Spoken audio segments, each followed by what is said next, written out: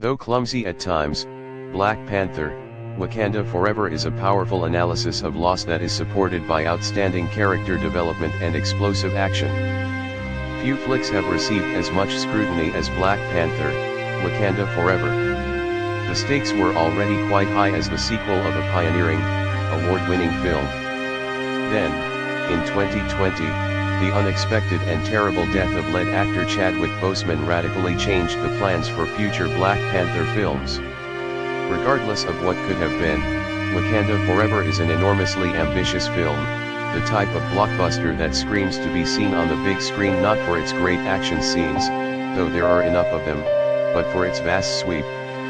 Though clumsy at times, Black Panther, Wakanda Forever is a powerful analysis of loss that is supported by outstanding character development and explosive action. Except for an emotional beginning, Black Panther, Wakanda Forever follows up 1 year after T'Challa, Boseman's towering Marvel hero, dies. Since his death, Queen Ramonda, Angela Bassett, has taken over as ruler of Wakanda, while Shuri, Letitia Wright, has devoted herself to arming her beloved kingdom more than ever before. As Wakanda strives to re-establish itself in a world hungry for its vibranium riches, it faces a new threat, Namor, Tenakwerda, the leader of the undersea realm known as Talakang. Namor has taken a defensive attitude against humanity in response to the increasing intrusion from the surface world, and he seeks Wakanda's assistance. However, his terms are not as straightforward as signing a peace treaty.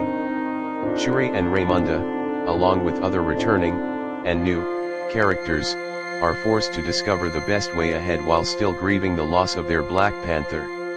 Returning filmmaker Ryan Coogler, who also co-wrote the picture with Joe Robert Cole, faced a daunting assignment when tackling Black Panther, Wakanda Forever.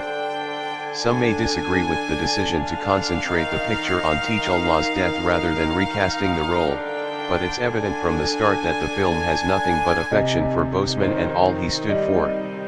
It's difficult not to believe that when Ramonda and Shuri cried for T'Challa, Bassett and Wright were also grieving for Boseman. Coogler and Cole cleverly incorporate softer scenes for the characters within the usual Marvel mayhem. There are some much-needed dialogues here, and they provide some nice shades and complexity to numerous characters. Black Panther's supporting cast was one of its strongest points. Wakanda Forever just adds to it, whether it's through deepening the characterization of Jabari Chief M'Baku, Winston Duke, or allowing Dora Milaje General Okoye, Denai Gurira, to show some striking vulnerability. The ensemble cast is consistently great. Bassett provides a soaring performance as a distraught, yet incredibly strong-willed queen, and Wright truly comes into her own here. Lupita Nyong'o also shines as a more mature Nakia. Two prominent Marvel Comics characters, Werda's aforementioned Namor and Iron Man successor Riri Williams, are introduced in Black Panther, Wakanda Forever, Dominique Thorne.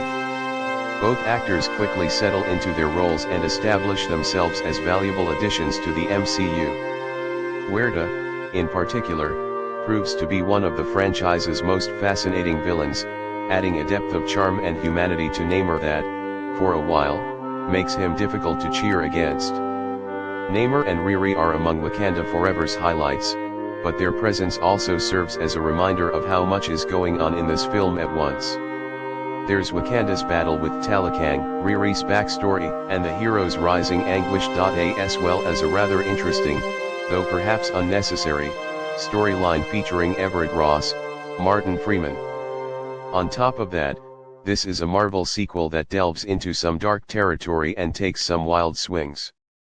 At moments, Coogler and Cole's script appears to strain from the effort required to weave all of these strands together, and while the end result isn't as tidy as the original Black Panther, it is still an exciting, emotional trip. This is primarily due to the ease with which Coogler transitions from immense grandeur to calmer, thoughtful moments. Black Panther, Wakanda Forever clocks in at slightly under 3 hours, thanks to Coogler's decision to let key scenes breathe rather than speed through them.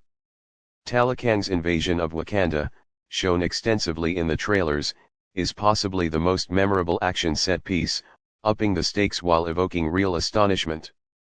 Much has been said recently about Marvel CGI and its dubious behind-the-scenes approach to such work, and Black Panther, Wakanda Forever is no exception. Nonetheless, Coogler understands how to design excellent, exciting action moments in this film. They work best when they concentrate on the human aspect of things rather than the explosiveness of it all.